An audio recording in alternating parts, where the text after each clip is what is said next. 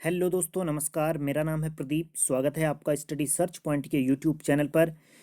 भारतीय राज्य व्यवस्था इंडियन पॉलिटी के अंतर्गत वीडियो के इस अंक में हम भारतीय संविधान की विशेषताओं पर चर्चा करेंगे और इस वीडियो के माध्यम से हम समझने की कोशिश करेंगे कि भारतीय संविधान विश्व के अन्य देशों के संविधान से किस तरह से भिन्न है और इसकी कौन सी खास ऐसी विशेषताएं हैं जो विश्व के अन्य देशों के संविधान से भारतीय संविधान को एक अलग पहचान दिलाता है।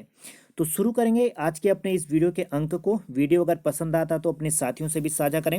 हमारे चैनल पर पहली बार आए हैं तो चैनल को सब्सक्राइब करके बेल आइकन अवश्य प्रेस करें ताकि हमारे चैनल पर अपलोड किए जाने वाले वीडियो का नोटिफिकेशन आपको मिलता रहे। देखिए, भारतीय संविधान की जो सबसे बड़ी विशेषता है इसका लिखित और इसका विशाल स्वरूप होना। इसकी एक बड़ी विशेषता है, प्रमुख विशेषता है, जो कि विश्व के अन्य देशों के संविधान से इसको अलग दिखाता है या इसकी एक अलग विशेषता है। तो भारत का संविधान जो है वो विश्व का सबसे बड़ा, विशाल और बृहद लिखित संविधान माना जाता है।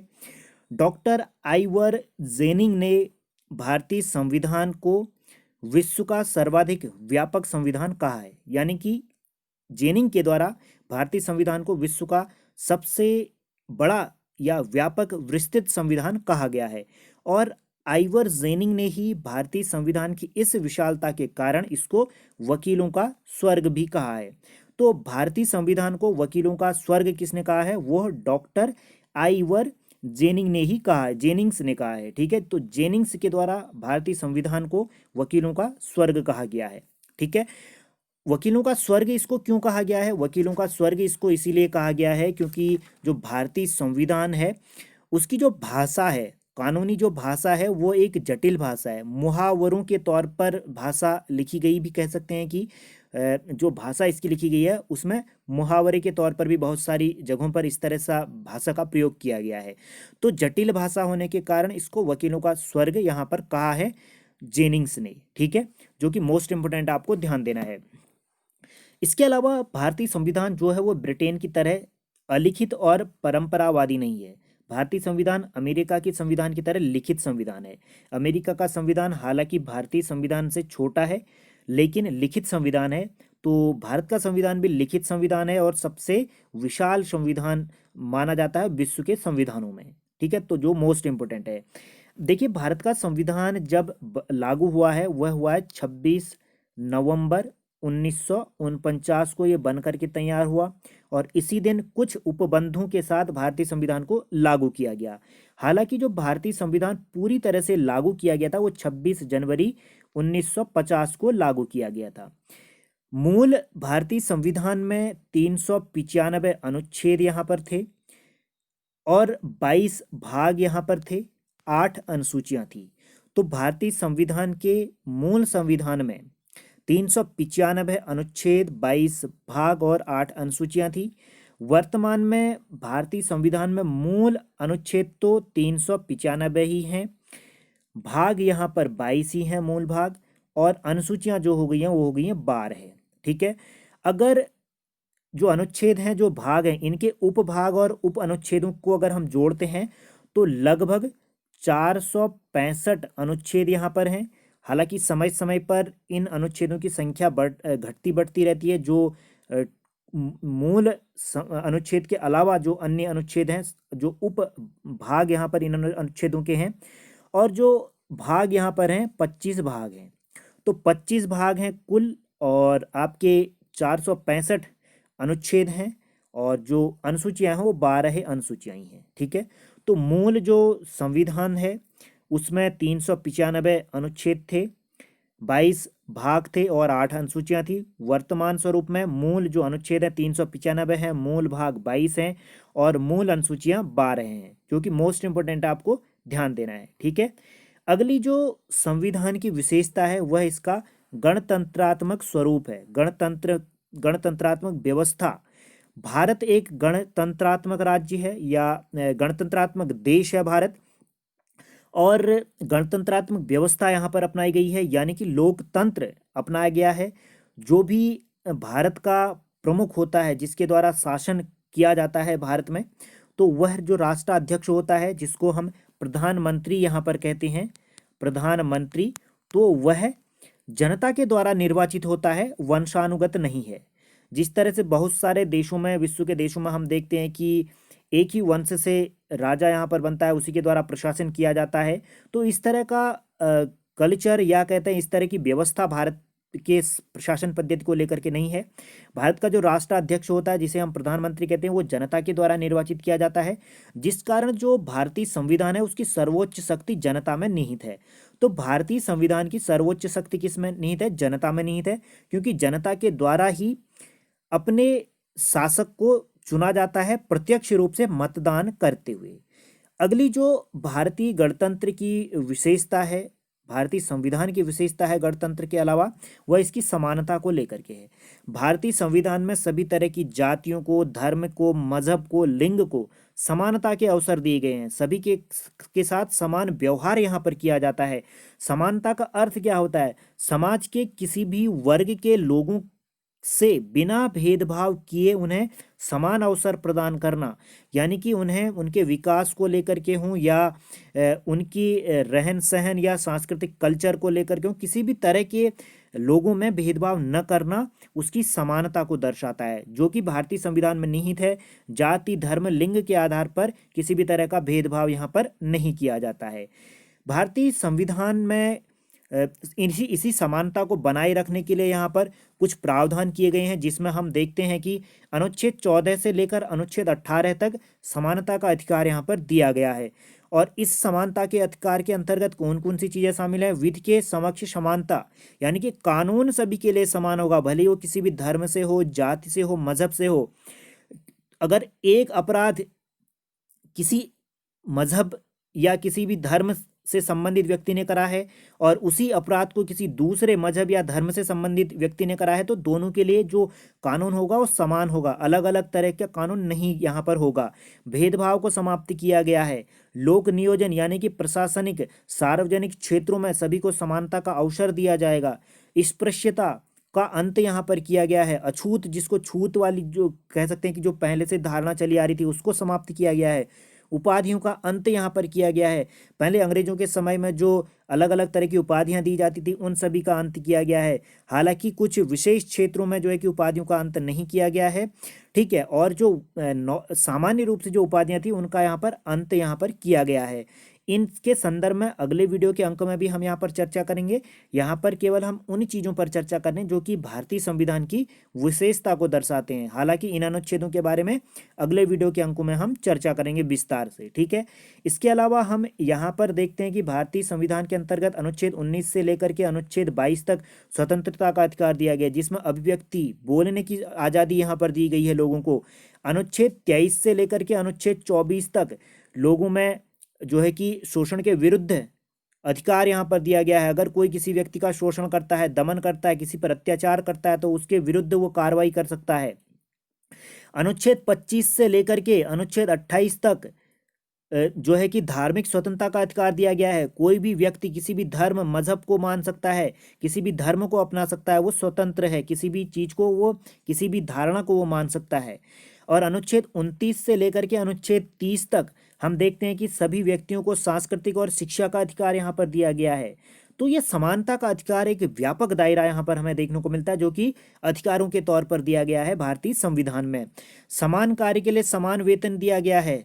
अगर महिला किसी कार्य को कर रही है तो उसको भी वही वेतन दिया जाएगा, पुरुष अगर उसी कार्य को कर रहा है तो उसको भी वही वेतन दिया जाएगा। तो समान कार्य के लिए समान वेतन यहाँ पर दिया गया है। अनुच्छेद 325 के अंतर्गत धर्म, जाति, लिंग के आधार पर किसी भी व्यक्ति को मतदाता सूची से मतदान देने से या मत सूची में शामिल होने से अयोग्य नहीं ठहराया जा सकता है। अनुच्छेद 326 के अंतर्गत सभी व्यक्तियों को मत देने का अधिकार है। हालांकि पागल और दिवालिया व्यक्ति मत नहीं दे सकता, लेकिन एक शारीरिक रूप से और मानसिक रूप से जो स्वस्थ व्यक्ति है, मानसिक रूप से जो स्वस्थ व्यक्ति होगा, उसको मत देने से नहीं रोका जा सकता। उसको अधिकार यहाँ पर दिया गया अनुच्छेद 326 के अंतर्गत, ठीक है। अगली जो विशेषता संविधान को लेकर के है, भारतीय संविधान को लेकर के, वह इसकी राष्ट्र की एकता और अखंडता को लेकर के है। भारत का संविधान भारत की संप्रभुता, एकता और अखंडता के आदर्श को यहाँ पर बल यहाँ पर देता है, ठीक है। इसमें हम देखते हैं कि जो संसदीय प्रभुता और न्यायिक सर्वोच्चता का समन्वय यहाँ पर हमें देखने को मिलता है। राष्ट्रीय एकता अखंडता जो यहाँ पर हम आपसे कह रहे हैं कि जो भारत की एकता और अखंडता को बनाए रखने के आदर्श पर यह बल देता है, जिसमें हमें कुछ मौलिक कर्तव्य यहाँ पर दिए गए हैं भारतीय संविधान में। भारत का संविधान जो है वो कठोर भी है और लचीला भी है। अनुच्छेद 368 के तहत भारतीय संविधान में संशोधन भी किया जा सकता है। हालांकि इसके लिए अलग अलग तरह के प्रावधान किए गए हैं। कुछ संशोधन में एक सामान्य बहुमत की प्रथा है, या कह सकते हैं कि सामान्य बहुमत के द्वारा ही संशोधन किया जा सकता है। और कुछ संविधान संशोधनों में राज्यों की अनुमति भी आवश्यकता है, यानी कि आधे से अधिक राज्यों की सहमति भी होनी आवश्यक है, और संसद में उसका 2/3 बहुमत से पास होना जरूरी है उस विधेयक को। तो कठोर भी है, लचीला भी है। लचीला इसीलिए है क्योंकि कुछ विधेयकों में आसानी से परिवर्तन किया जा सकता है, और कुछ विधेयकों में सर्वसम्मति होनी आवश्यक है, जो कि 2/3 एक विशेष बहुमत के द्वारा पारित करना आवश्यक है उस कानून को। ठीक है, जो कि संविधान के कठोर और लचीलेपन को दर्शाता है। भारत का संविधान जो है कि एकात्मक और संघीय व्यवस्था को भी यहाँ पर दर्शाता है। एकात्मक व्यवस्था और संघीय व्यवस्था इसीलिए इसको कहा जा सकता है कि अनुच्छेद 1 से लेकर के 5 तक भारत के जो है कि संघ क्षेत्र और राज्यों के बारे में जानकारी मिलती है, और जिसमें कहा गया है कि भारत अर्थात इंडिया राज्यों का संघ होगा। अनुच्छेद 1 में कहा गया है भारत अर्थात इंडिया वह राज्यों का संघ होगा, यानी कि कोई भी राज्य संघ से अलग नहीं हो सकता, सभी एक संघ के अंतर्गत शामिल होंगे, जो कि भारत एक संघ होगा। ठीक है, तो भारत के अंतर्गत ही जितने भी राज्य यहाँ पर हैं, वर्तमान में 28 राज्य हैं, तो वो अलग नहीं हो सकते भारत से। ठीक है, ये इसकी एक खास बात है। अगली जो विशेषता है भारतीय संविधान को लेकर के, वह इसका संसदीय शासन प्रणाली है। भारत में संसदीय शासन प्रणाली अपनाई गई है। 2 सदन यहाँ पर हम देखने को मिलता है। संसद जो है कि 3 अंगों से मिलकर के बनती है, लोकसभा, राज्यसभा और राष्ट्रपति। लोकसभा यहाँ पर है, राज्यसभा यहाँ पर है, और राष्ट्रपति है। तो इन 3 अंगों से मिलकर के भारतीय संसद बनती है, और इसके अंतर्गत लोकसभा और राज्यसभा दो जो ये सदन हैं, जो अंग हैं संसद के, तो इनमें ही यहाँ पर जनता के जो प्रतिनिधि होते हैं वो यहाँ पर जाते हैं और लोक नियोजन के कार्यों को करते हैं, लोगों के विकास के लिए कल्याणकारी योजनाएं बनाते हैं, कानून बनाते हैं लोकहित में। तो संसदीय शासन प्रणाली है जनता के द्वारा प्रत्यक्ष रूप से और अप्रत्यक्ष रूप से लोकसभा और राज्यसभा में जनता का प्रतिनिधित्व जो है कि सदस्यों के द्वारा किया जाता है, सांसदों के द्वारा किया जाता है। ठीक है, जो कि एक इसकी विशेषता यहाँ पर है। ठीक है, और भारतीय संसद के बारे में हम अगले वीडियो के अंक में चर्चा करेंगे, जहां पर हम लोकसभा राज्यसभा से संबंधित जो भी जानकारियां हैं वो आने वाले वीडियो के अंकों में हम आप तक पहुंचाएंगे। ठीक है, अगली जो इसकी विशेषता है वह मूल अधिकार को लेकर के है। भारतीय संविधान में, जैसा कि इससे पहले भी हमने आपको बताया था कि कुछ अधिकार दिए गए हैं, जिसके अंतर्गत भाग 3 में जो संविधान का मूल जो संविधान था उसमें 7 तरह के मूल अधिकार दिए गए थे, लेकिन 44वें संविधान संशोधन के जो कि आपका 1978 में किया गया था, उसके तहत मूल अधिकारों की संख्या यहाँ पर 6 कर दी गई है। जो 7वां मूल अधिकार था, जो कि संपत्ति से संबंधित जो अधिकार था, उसको हटा करके अब कानूनी अधिकार यहाँ पर बनाया गया है। अनुच्छेद 300 के क में इसको रखा गया है। ठीक है, तो संविधान के भाग 3 के अंतर्गत 44वें संविधान संशोधन 1978 के तहत मूल अधिकार यहाँ पर 6 कर दिए गए हैं, जबकि जो 7वां अधिकार था जो कि संपत्ति का अधिकार था, उसको अब मूल अधिकार से हटा करके कानूनी अधिकार बना दिया गया है, जो कि अनुच्छेद 300 के क में उसको रखा गया है। मोस्ट इंपोर्टेंट जो आपको ध्यान देना है, 44वां संविधान संशोधन 1978 में। ठीक है, जो आपको ध्यान देना है। अगली जो संविधान की विशेषता यहाँ पर है वह है इसका पंथ निरपेक्ष या धर्मनिरपेक्षता। जैसा कि हमने आपको बताया था कि भारतीय संविधान का किसी भी तरह के धर्म या कह सकते हैं कि भारत का किसी भी तरह का धर्म यहाँ पर नहीं माना गया है। सभी धर्मों को इसने समानता का दर्जा दिया गया है और भारत का जो संविधान है उसमें किसी भी विशेष धर्म को भारत के धर्म के रूप में मान्यता नहीं दी गई है। यानी कि भारत देश में सभी धर्म के लोगों का स्वागत है और सभी धर्म के लोग यहाँ पर आकर के रह सकते हैं। एक भाईचारे विश्व बंधुत्वता की भावना को भारत का संविधान बढ़ावा देता है। तो भारतीय संविधान की एक प्रमुख विशेषता है धर्मनिरपेक्षता। सभी धर्मों के साथ समान रूप से ये व्यवहार करता है, सभी को समान अधिकार ये प्रदान करता है। और संविधान में धर्मनिरपेक्षता का अर्थ जो है वो हमारे देश में सभी धर्म समान हैं, उन्हें सरकार के द्वारा समर्थन प्राप्त होगा। कोई भी सरकार हो, किसी भी धर्म को वह तजो ऐसा नहीं है कि यह इस धर्म को ज़्यादा बढ़ावा देगी, उस धर्म को कम बढ़ावा देगी। सभी धर्मों के साथ वो समान रूप से व्यवहार करेगी और सभी के विकास में वो अपना सहयोग प्रदान करेगी। सभी को धार्मिक प्रचार प्रसार की वो स्वतंत्रता देगी सरकार, जो इसकी एक खास विशेषता है। जो यहाँ पर समानता शब्द है और धर्मनिरपेक्ष शब्द है, यह शब्द जो है कि 42वें संविधान संशोधन 1976, जिसको मिनी संविधान भी कहा जाता है, क्योंकि इस दौरान जो है कि एक बहुत बड़ी मात्रा में संविधान संशोधन किया गया, बहुत सारे अनुच्छेदों में बदलाव यहाँ पर किया गया, जो कि मिनी संविधान संशोधन, मिनी कॉन्स्टिट्यूशन भी एक कहलाता है। 42वां संविधान संशोधन मिनी कॉन्स्टिट्यूशन, 42वां संविधान संशोधन मिनी कॉन्स्टिट्यूशन 1976 में जो किया गया है, मोस्ट इंपोर्टेंट आपको ध्यान देना है। उसी के अंतर्गत धर्मनिरपेक्ष और समानता शब्द को जोड़ा गया है। ठीक है, धर्मनिरपेक्ष और समानता शब्द को उसी के अंतर्गत जोड़ा गया है 42वां संविधान संशोधन 1976 के अंतर्गत। ठीक है, भारतीय संविधान की एक विशेषता जो है वो स्वतंत्र न्यायपालिका को लेकर के है। भारतीय संविधान में एकल और स्वतंत्र न्यायपालिका है। साथ ही संविधान द्वारा न्यायपालिका को न्यायिक पुनरावलोकन की शक्ति दी गई है। यानी कि अगर कोई उसने निर्णय अपना दे दिया है, अगर उसे लगता है भविष्य में कि ये निर्णय गलत है, तो उस पर वो विचार कर सकती है और उसको वो दोबारा यहाँ पर बदल सकती है। तो न्यायिक पुनरावलोकन की शक्ति यहाँ पर दी गई है। भारतीय संविधान के अनुच्छेद 124 से लेकर के 124 से लेकर के 147 तक आपके सर्वोच्च न्यायालय के बारे में जानकारी यहाँ पर मिलती है, न्यायपालिका के बारे में जानकारी मिलती है। इसके अलावा राज्यों की भी अलग न्यायपालिका है, जो कि 214 से लेकर के आपके 239 तक ये आपके राज्यों के सर्वोच्च न्यायालय के बारे में यहाँ पर चर्चा की जा रही है। ठीक है, तो इसके बारे में अगले वीडियो के अंक में हम चर्चा करेंगे। राज्यों के जो उच्च न्यायालय यहाँ पर है, उनमें कौन कौन सी चीज़ें दी गई हैं, उनके क्या क्या अधिकार क्षेत्र हैं, और सर्वोच्च न्यायालय जो कि अनुच्छेद 124 से लेकर के 147 तक है, उसमें क्या क्या प्रावधान किए गए हैं, आने वाले वीडियो के अंकों में हम चर्चा करेंगे। यहाँ पर आपको जो ध्यान रखना है वो भारतीय संविधान की जो प्रमुख विशेषता है वो स्वतंत्र न्यायपालिका है। ये कार्यपालिका और व्यवस्थापिका से अलग होती है और इसको न्यायिक पुनरावलोकन की शक्ति दी गई है। अगर सरकार कोई भी कानून बनाती है तो अगर जो है कि वो आम लोगों के खिलाफ है या किसी भी मजहब या किसी भी धर्म या किसी भी जन समुदाय के हितों के खिलाफ वो है, तो उसको न्यायालय में चुनौती दी जा सकती है और न्यायालय के द्वारा उसे अवैध घोषित किया जा सकता है, असंवैधानिक घोषित यहाँ पर किया जाता है। ठीक है, अगली जो विशेषता है भारतीय संविधान को लेकर के वो इसकी आपातकाल की व्यवस्था है।